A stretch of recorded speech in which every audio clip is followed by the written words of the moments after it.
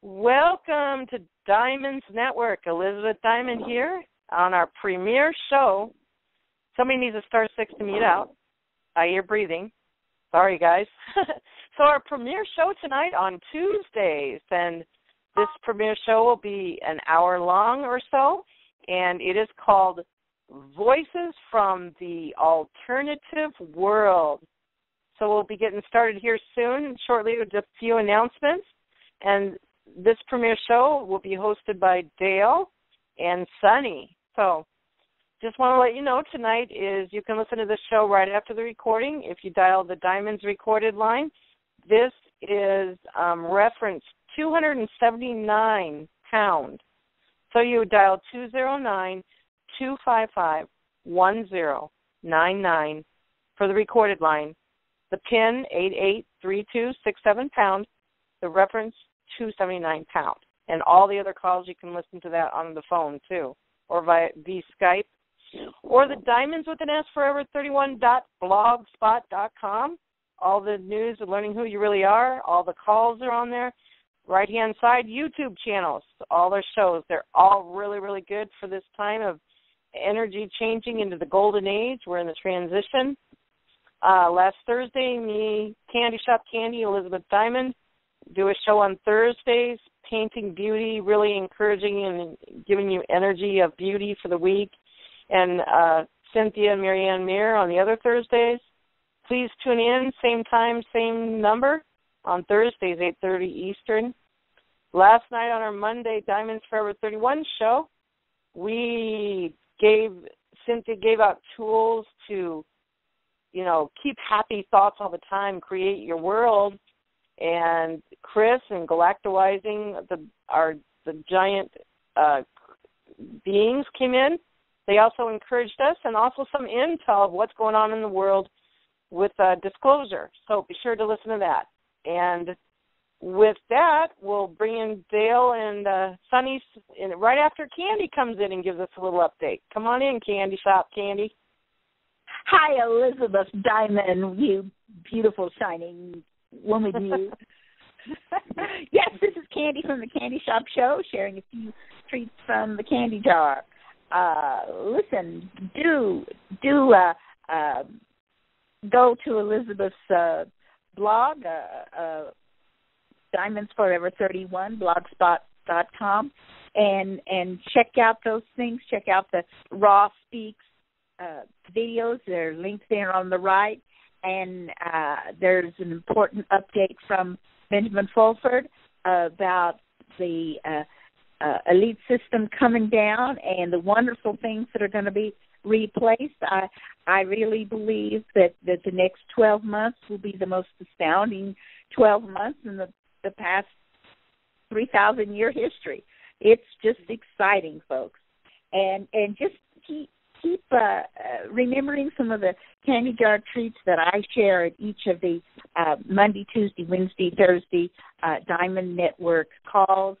Do your daily mantras 9 times a day, whatever you like. Joyful, loving, I am, you are. Remember to say the law of one prayer every day. We had a lovely rain yesterday and today, and it was just lovely for me to be outside this morning, drinking the dew and saying the law of one underneath the trees in the beautiful blue sky. So keep smiling, find something to be joyful, and let me see. I think I could share this. Lance and I are always trying to find something funny to enjoy when we want to just relax for a few minutes. And what we found last night was the comedian Josh Blue. He's been famous, but wow, he gives family-friendly comedy jokes, and they are so funny. I think a lot of you have seen the handicapped man with cerebral palsy, and boy, does he have a good, funny routine. And you can just laugh, and have lots of belly laughs and get the feeling better. And I have visited and been in many communities in my lifetime, and it's always great when they plan their Friday and Saturday night things for fun And I'm excited that we're going to be learning more about communities tonight from Dale and Sunny. And I have brought things home from the communities that I have visited before establishing my own. And I've got some beautiful prints of some of these things from the communities and about some of their inspirations that they like to use to make their communications flow. And if anyone would like to order some of these for $5 postage paid, I would be contributing half to Elizabeth and her wonderful network. And so if you want to order 1 to 4 of these prints, just contact the Candy Shop Show. That's the news from tonight. Elizabeth, you and your friends can take it over now. Thank you, Candy. I sipped dew for the first time today, Candy. So that's all from Candy and me, and so we turn it over to our first premiere show. Welcome Dale and Sunny in Voices from the Alternative World. Take it over, you guys. Thank you. Thank you, Elizabeth. Well, this evening, our guest is actually our co-host. That's Sunny Holmes, and she's going to tell her story about her experience in looking for alternatives to the status quo and what she's found in her journey. And Sunny, are you there? I am here. Okay, so for lack of a better beginning, take it away. Oh, wait, thank you, Dale. Thank you, Elizabeth and Candy, for wonderful introductions. And I felt it would be appropriate to start out this show with the Law of One as a prayer and invocation. So I will now invoke the Law of One. We are all one. When one is harmed, all are harmed. When one is helped, all are helped. Therefore, in the name of who I am, and I am one with all, I ask that only that which is for the highest good of all concerned happen here and now, and through all time and space. I give thanks that this be done. So be it. Blessed be. So I'm going to begin my story, which is a lot about my life experiences. I was raised in a group known as the Eloists, which were and still are more or less known as Faithists, and the channeled book Owaspy Bible has been the main focal point of the Faithist faith, so more or less.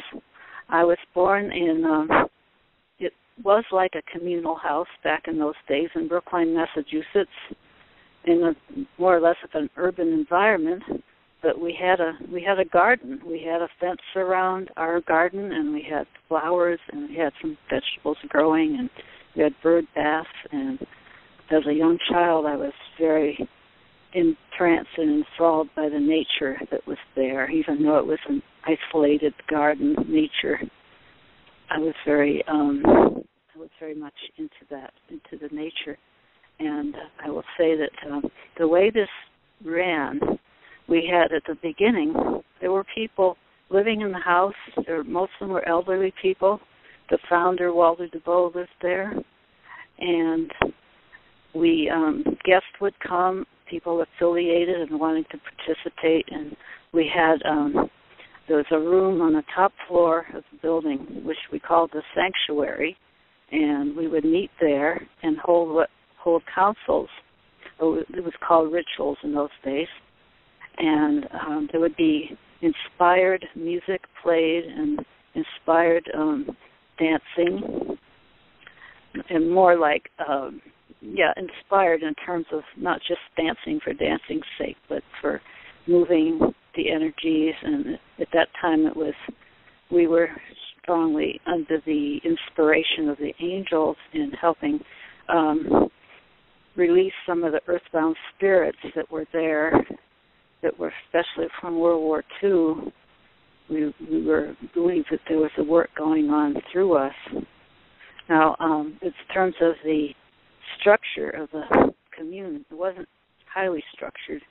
My parents and I lived in the basement, and there was a communal kitchen on the third floor, and we would occasionally come there for communal meals, for meals that we would share together. But a lot of the time we had our own meals in our own apartment. And the school was right next door, and I really felt very different from everybody else. I was kind of a shy child, very sensitive, and, psychically sensitive. And so, school was kind of a shocking experience for me. And we were, of course, we were vegetarians.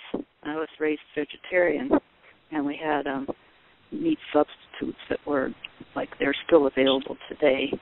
Soy and wheat gluten, which I don't eat now, but that's what I was raised with, and it seemed to do to us fine for the time being for then. So my parents were into natural foods as much as was available at the time, and vegetarian food, and I lived there and grew up there until I was 9 years old, and then the group relocated to Duxbury, Massachusetts.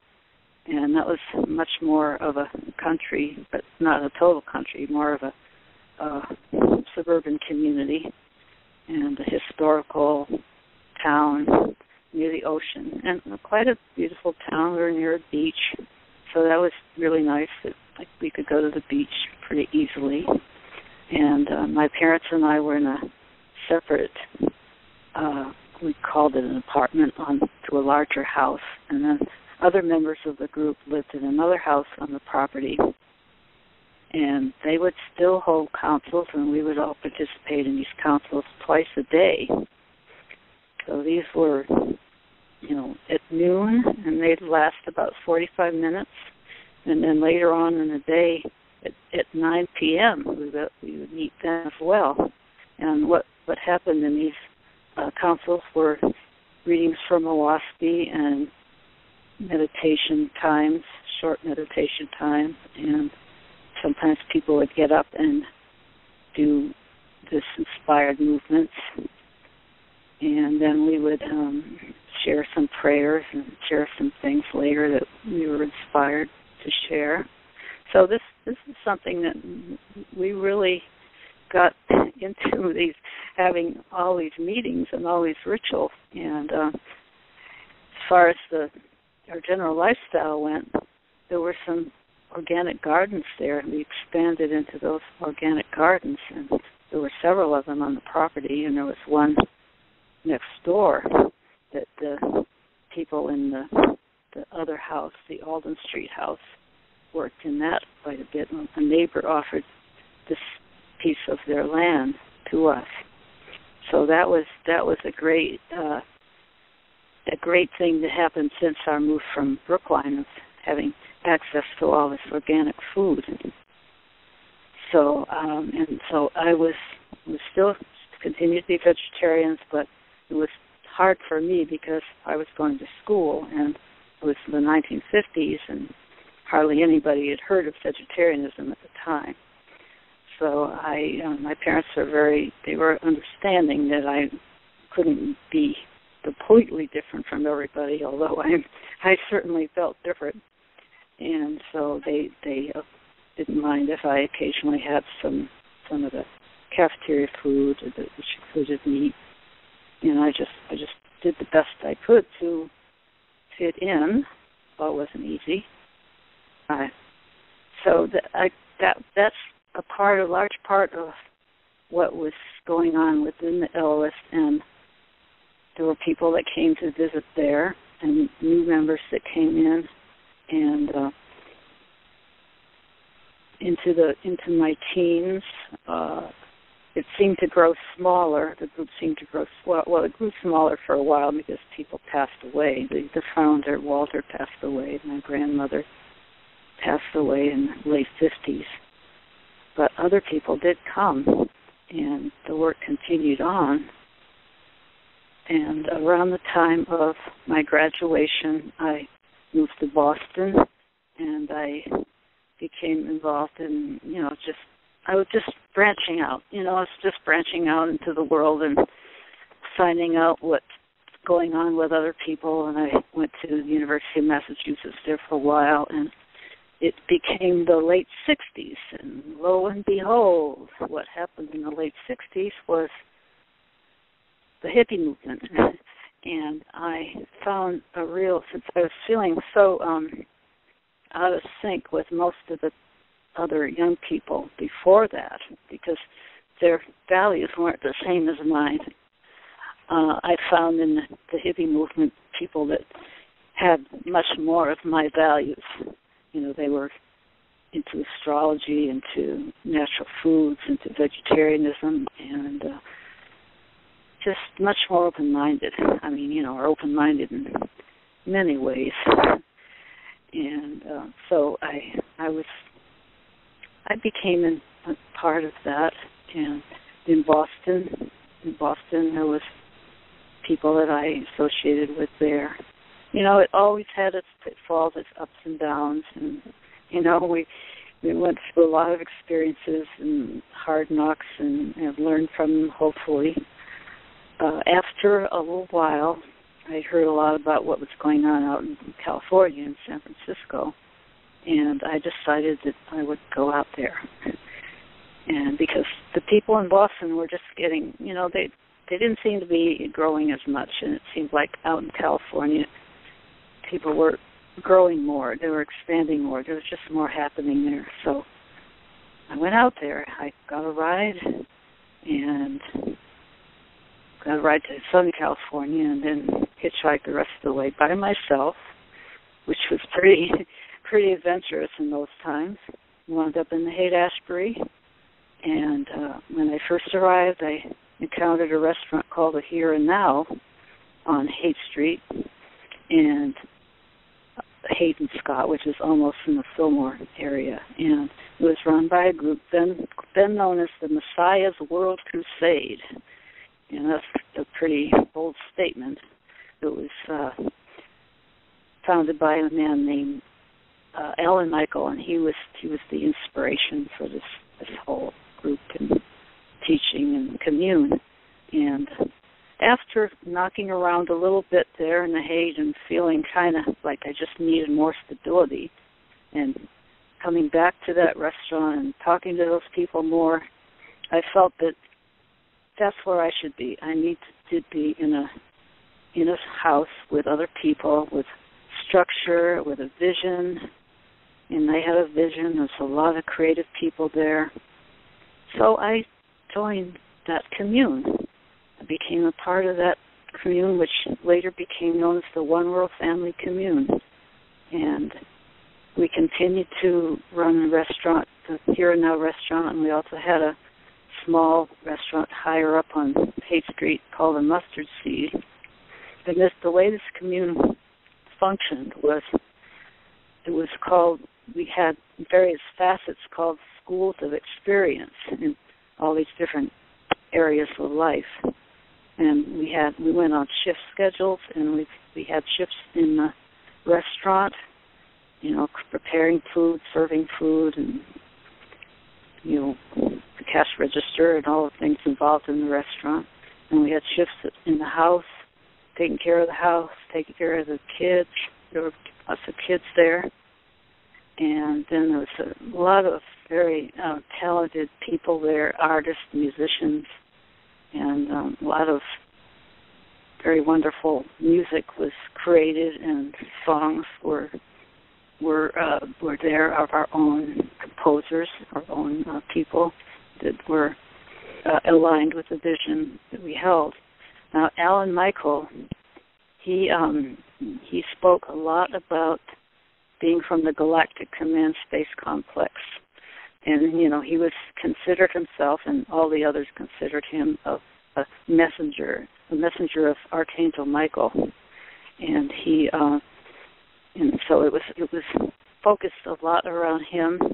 Now, I didn't become an absolute disciple of his. In my feeling as of this day and before, I don't give all my power to any one teacher or any one teaching for that matter. It's depends upon how it feels and how it resonates within myself, within my being. But I did feel enough attunement there, and I felt a lot of connections with the people there, and in alignment with the vision. You know, we had our things that were kind of rocky at times. You know, we did participate in what we called the sacraments, the acid, and you know, of course, the usual stuff. The nature's potions they were called, and some of it was really out there. But you know, I had some really out. You know, I had some visions during those times, and I felt really connected with all those people on some level, and I probably have been with them before.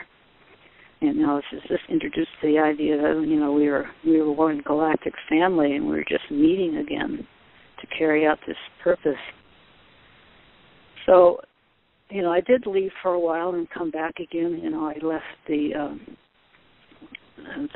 San Francisco group, and I came back east and visited my family. And I came back out and spent a little bit of time in the Haiti on my own. Then went back with the group when it had restaurants in the Marin area for a while. So we were really largely focused around running restaurants.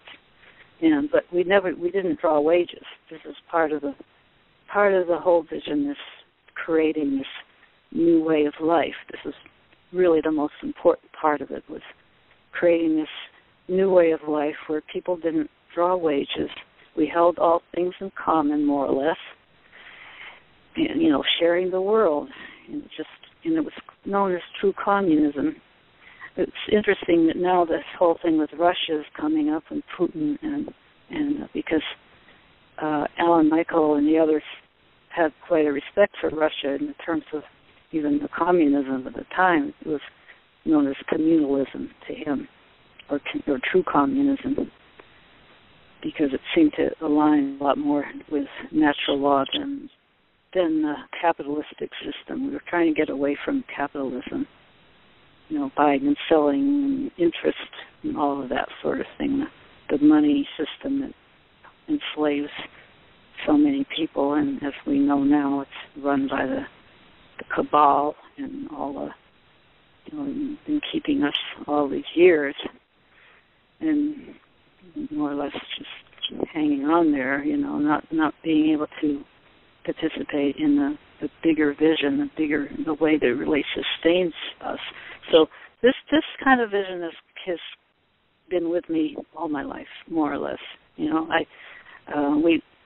I came back to the community, had a big center in Berkeley with a place where we played music, and that was really the time when it was the largest and really thriving. It was a Telegraph and Haste, and we kind of went by the Karl Marx's idea of each according to our ability, to each according to need. So we participated in service. One of the sayings was, love is service done. We participated in our service, and then in turn we received all that we needed in terms of food, clothing, and shelter, care, recreation, transportation. And that was one of the things that we said that. And also Alan Michael channeled these books called The Everlasting Gospel, and there was a series of them. And there's now one that I have that is kind of a final one, bound in a hardbound book. And, you know, when I look back on all this, there's a lot of truth in what he channeled, what he said, and yet when I compare it with what's being spoken of today, you know, there are some discrepancies. So I try to see the common thread of truth in everything. That's kind of what I'm looking for. And the group moved to Sacramento, and then it moved to Stockton, and then there became a project on the island of Maui, which I went and lived at in the late 70s.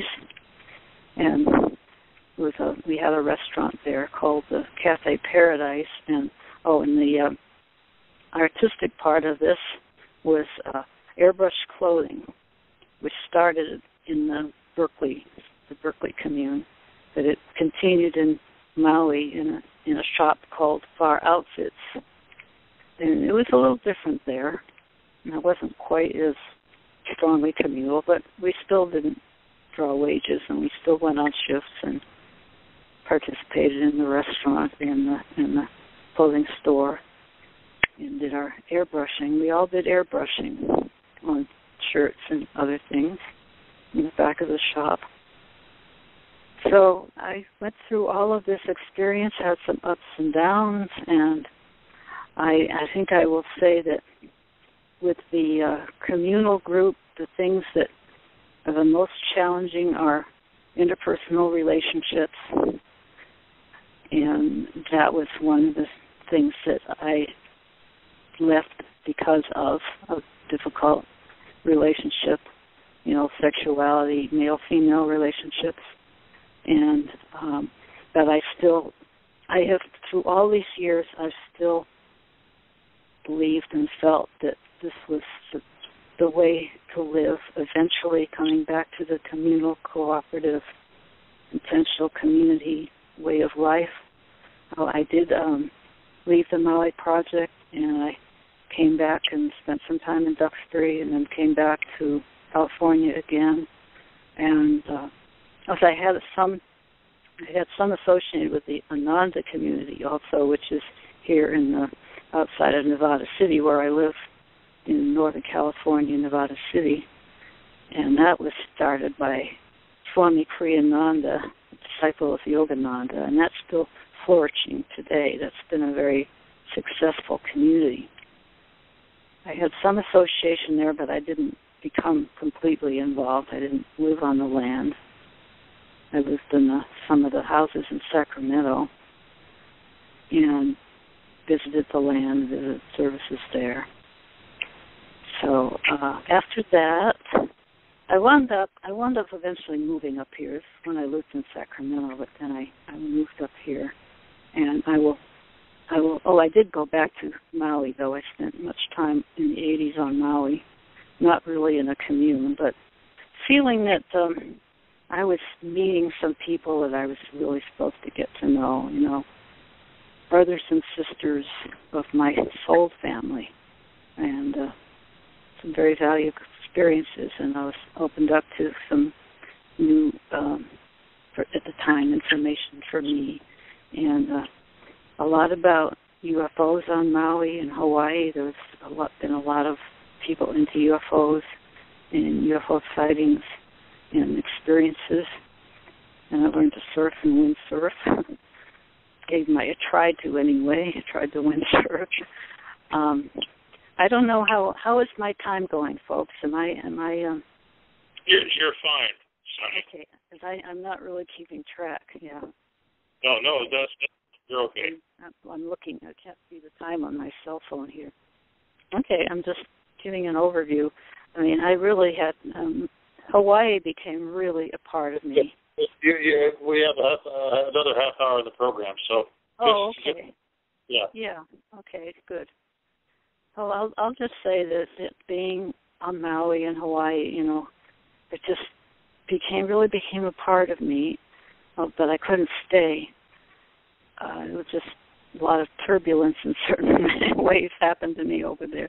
It's a powerful place. It's a chakra of the earth. Haleakala crater there. It's just quite an amazing place.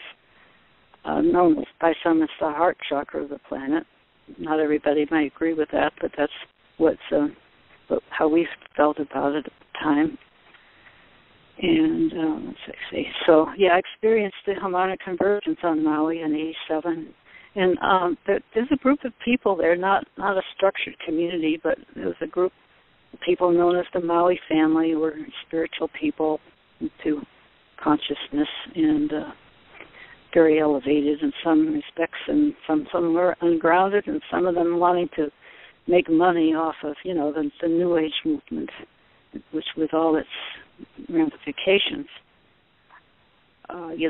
People coming there for seminars and workshops and charging lots of money for them, and I was doing hand painted shirts at the time, hand painted T-shirts and other kinds of clothing, and I was selling them at some of these workshops. So I wasn't in a commune. I had to kind of get by, make a living, and I was trying to do it the best I could with my art and a few other odd jobs that I had, mostly with natural foods and things like that. Finally, I wound up back in Nevada County, and that was in the early 90s.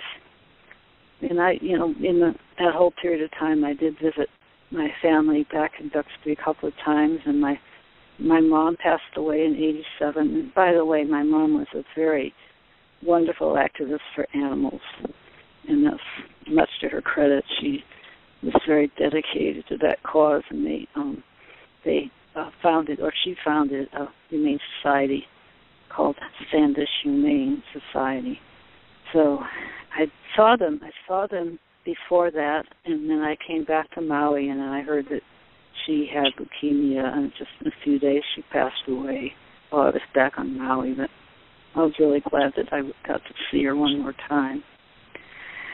So my dad lived on, and my dad was very dedicated to continuing the work of the faithist Ellis. And I came back to Nevada County, and I met a man who was an environmentalist named John Olmsted. He didn't have a commune. Well, it was sort of a community, but I wound up moving to his property, and right now where I live now, it's just a very short distance from where his property was. And he had a vision for Cross California Trail, and he was very much into restoring the land and getting away from the developers and those that were hurting the land, dividing it up. And he wanted to create these parks across California. He did create some parks, and he helped create the South Yuba River, which is our main river here, which everybody loves. The South Yuba River State Park was created because of him and former partners of his.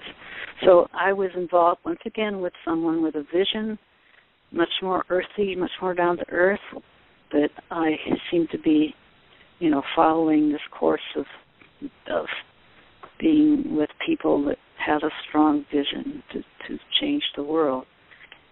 So I'm bringing this up because, it wasn't a complete commune, but yet there were some of us that lived there at the house, and we helped him, in the things that he did, and he had quite a network of people that supported him around the community and around the state and beyond.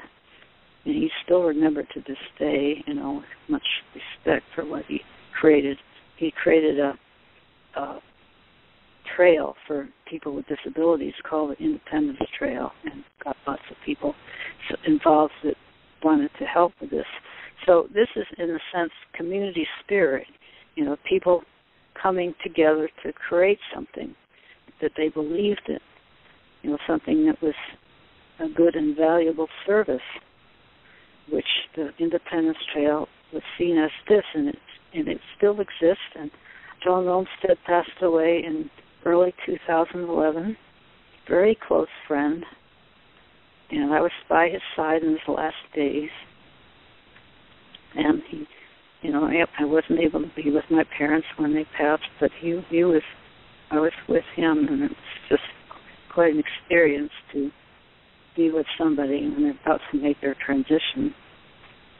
And there were people there, of course, in the house helping him. So this was the last major connection I had with someone with a vision, with a communal kind of consciousness. And I'd say that the people in this community here of Nevada County are very ripe for this kind of community experience, because it's already a community. We have a radio station here, which is KVMR, and it's from volunteer broadcasters, and it's all about people sharing what they love to share. And it's not run by any corporate media who dictates what what people have to, what music they have to play or what they have to say or can't say. So I love our radio station. I love our community. It's just a very special place. We're in the Sierra foothills, beautiful area. Right now we're experiencing the ravages of the drought, of course, but we're carrying on. So I feel that I'm, as much as I've never been in the corporate world. I've never had a big-time job, like 9 to 5. Well, maybe very short terms. When I was young, but I never felt too into that. It just was uncomfortable to me. I never liked being in that world. In Boston, I did some temporary work, temporary jobs, because I wasn't feel as tied down by that. But since the communal experiences and all that, I just haven't been in any kind of job like that. So just kind of barely making it most of the time, but I've made it, and I'm here now, and I have some support from the government. So how I'm living now, I have some disabilities, but I'm just feeling grateful that I'm able to live here and less connected outwardly because of these disabilities, but yet I feel more connected than ever with people through these calls and through Facebook and everything. I feel like a network is really growing, throughout the world. I feel very excited by the times we're in, as we are in these new energies in September, and the wave is coming through. So I feel, there's some things I didn't mention about the One World family. See, I wrote a bunch of notes here, and I've hardly looked at them. I've just kind of let this thing flow out of me. We were in Sacramento for a while, very close to the Capitol building. We had a restaurant there, and our current governor, Jerry Brown, used to come there when he was a governor in the 70s and eat there at a restaurant. It was just a little tidbit of information. Kind of getting towards the end of my story. If there's anything else that, let's see, I'm just going to check my notes here. Yeah, this is the John Olmsted connection was my last connection, big time. But I've been living here, kind of getting ready for the next stage, and I feel like the next stage is what's happening right now with all these conference calls, and thanks to Candy, I've been on her calls for a few years now, and very much thanks to Elizabeth for facilitating all of this, and also to Chris for his wonderful, very interesting contributions.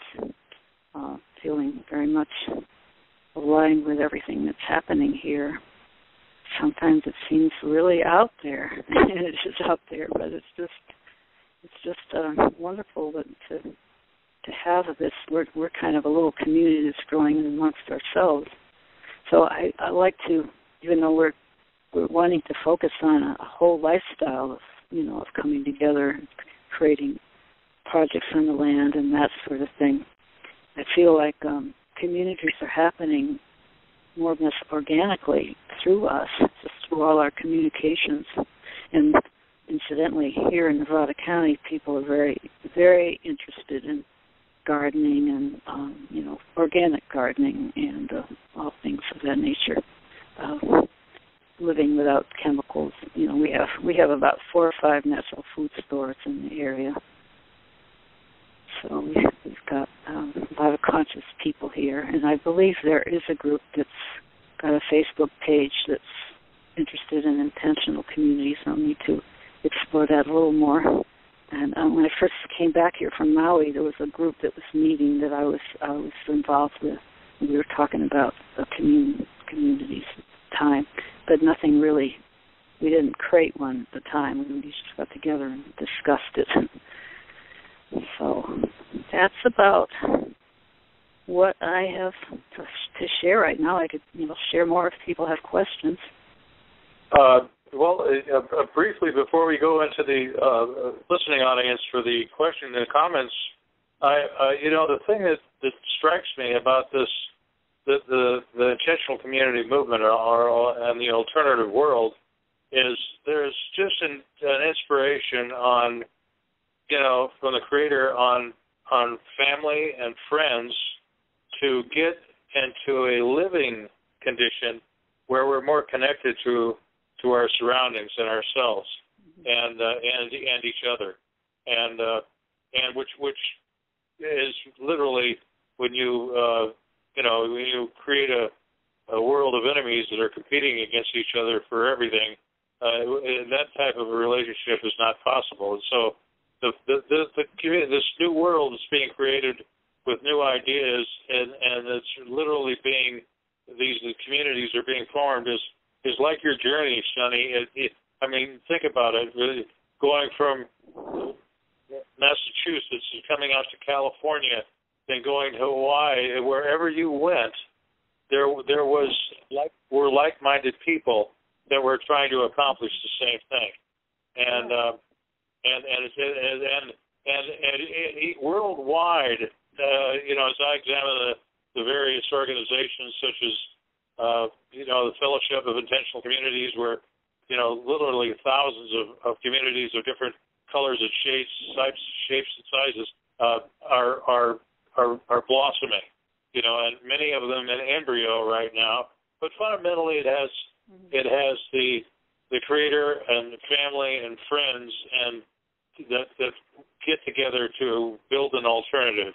And closing my portion before we go to the questions and comments,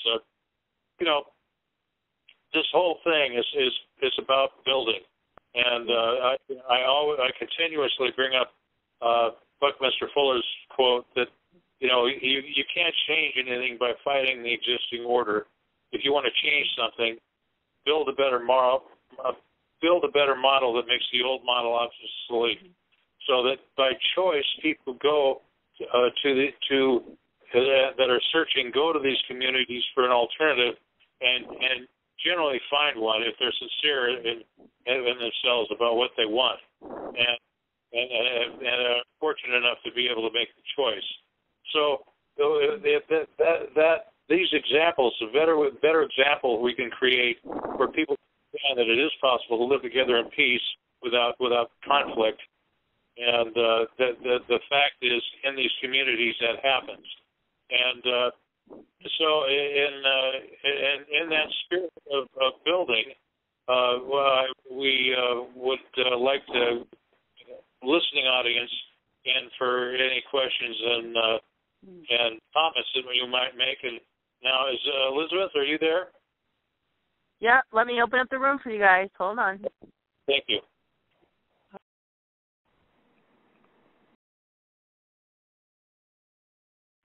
Okay, anybody has any questions or comments, just *6 to come on in.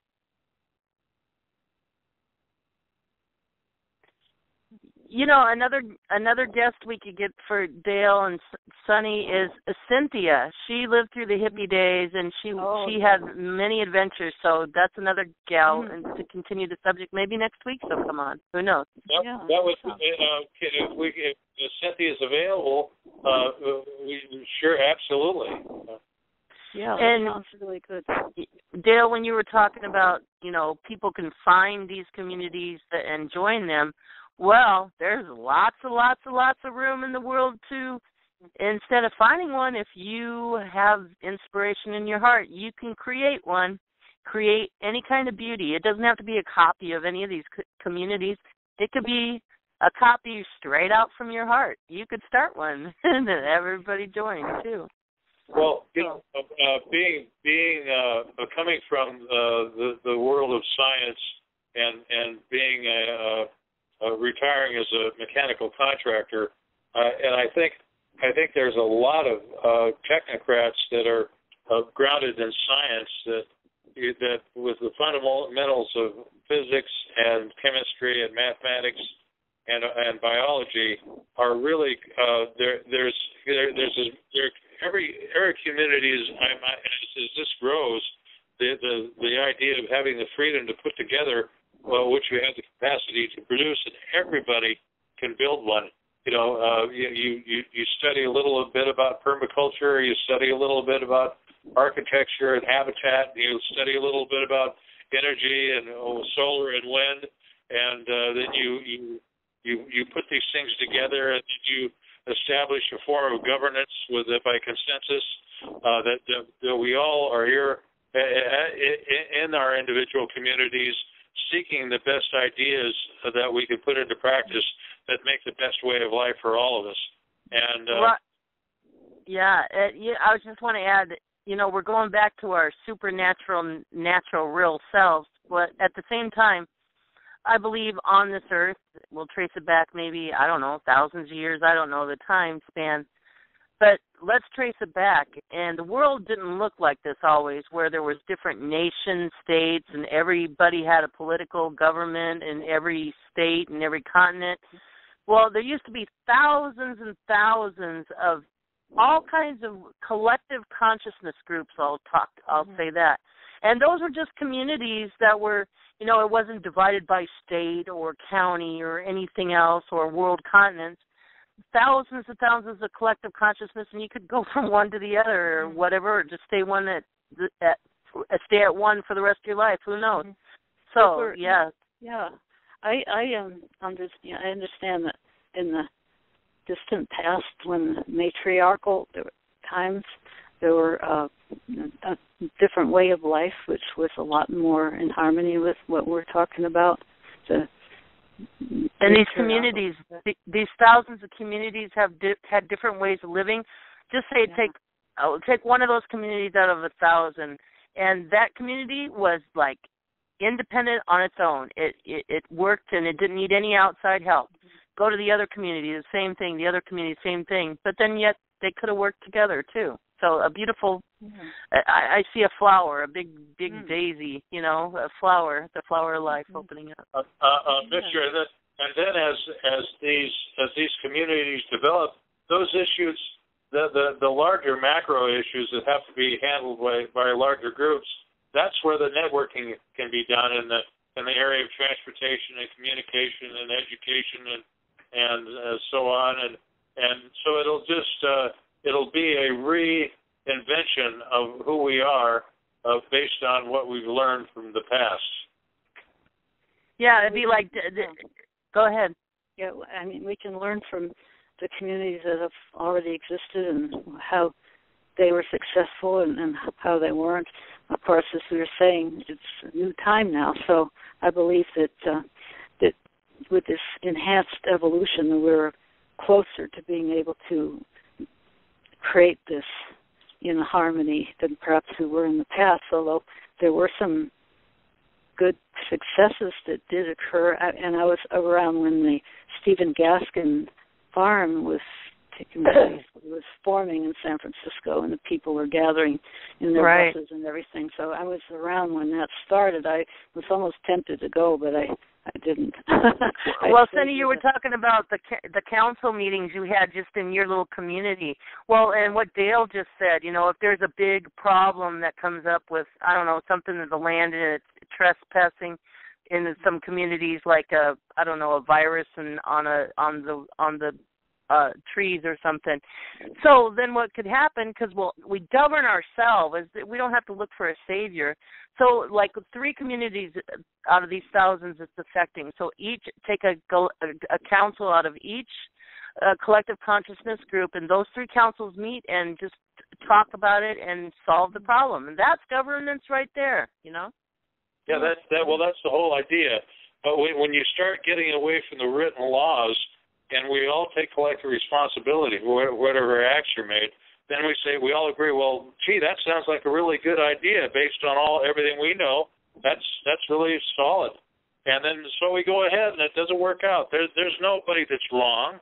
We tried something based on what we understood, and it didn't work out. So now the next thing is, well, let's try something else. And so we can move as fast as our thoughts and our understanding grows.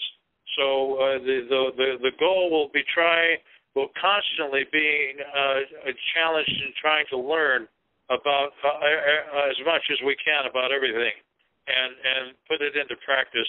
And the minute we find out that a path that we've taken is, well, we were in error, that really isn't the way to go, we can communicate it to everybody and say, okay, well, let's try something else, and we don't have to have 400 people agree and 60% of them, and this whole form of government is really an impedance to progress, because we should have all been using electric cars the minute they were discovered in 1890, instead of killing the earth with all the fossil fuels and chemicals. And so we want to stay on the when a better idea presents itself and is proven to be in truth a better, higher idea, then we adopt it immediately.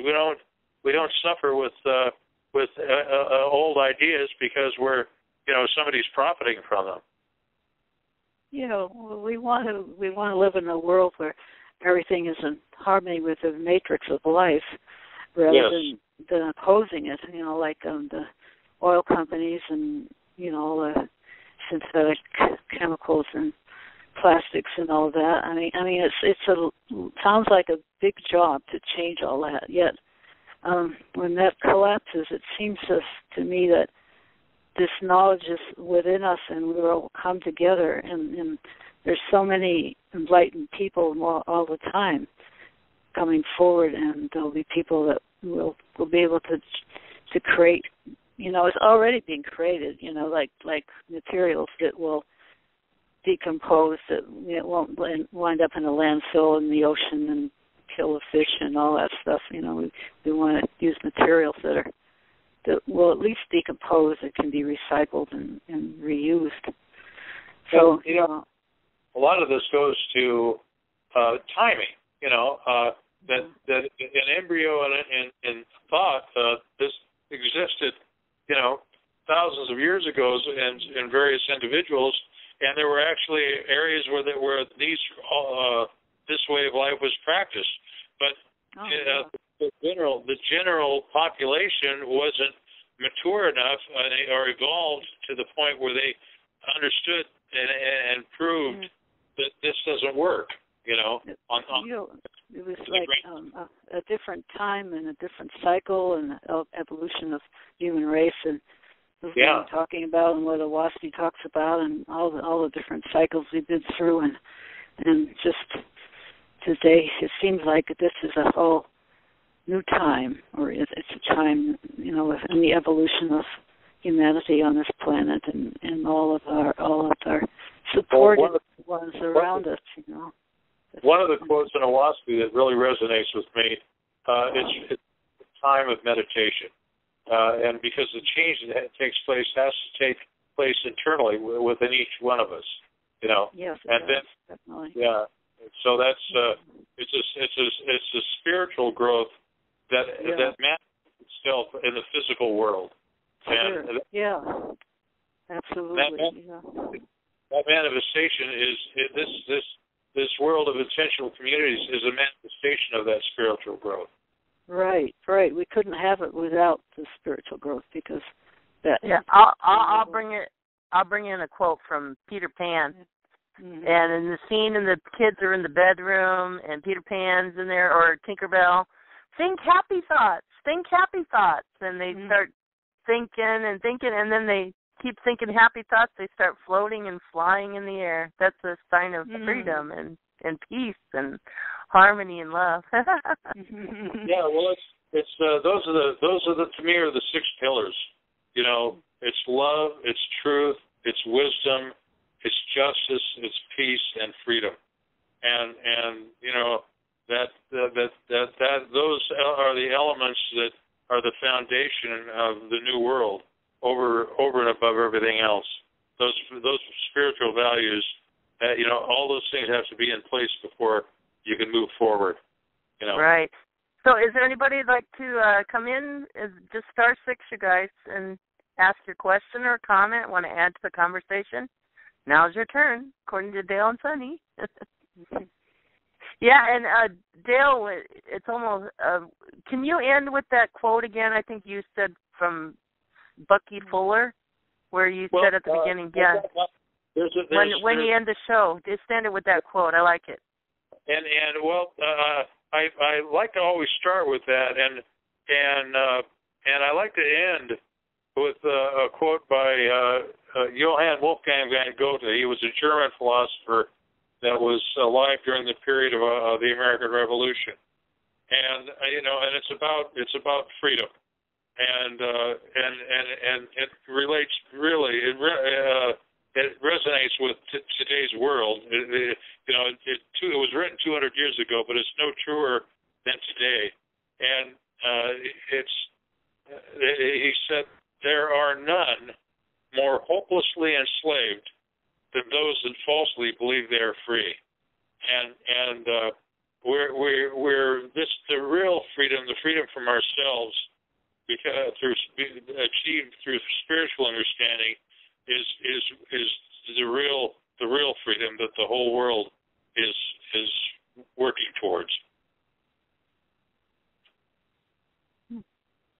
Absolutely. Sonny, do you want to say any last words? And then everybody stay tuned for tomorrow Candy's show. You can find hers on the Candy Shop show on the Diamond YouTube. And then Thursday, Cynthia Mariana Mayer with Astrology, Learning Who You Really Are. And back again on Monday. And then Tuesday, this show again, Voices from the Alternative World. I love it. Go ahead. Yeah. Well, I just wanted to say that I feel very inspired by all of this, and I just want to send out the energy for peace, love, and harmony and cooperation for all the people on the planet, as we used to say, all the people sharing the world as one family, so that there will no longer be this sense of division amongst nations and people. I mean, it's fine for people to have their own cultures and all that, but we shouldn't treat each other like enemies or like, we're better than you, or they're less than us, or whatever. We need to be able to just keep each other, keep each other in our hearts and and value the differences as well as the similarities, because we are really all one in heart and in spirit. Amen. Thank you all. Thank you all. Well, Dale and Sonny, beautiful job for this premiere show, Voices of the Alternative World. I love it. Thank you so much, you guys. Until next Tuesday, huh? Great job. Sweet dreams, everybody, right? Yeah, absolutely. Yeah. Okay, good night. Good night. Bye-bye. Are you looking for healing or a change in your life to help you enjoy it more fully? You might benefit from a galactic energy reading and clearing from Chris Jacobs. Chris will work with you on a soul level to clear unseen negative influences, implants, programs, contracts, and energetic blocks. Chris Jacobs is a gifted energy healer. Contact him today at ChristopherStephenJacobs@gmail.com.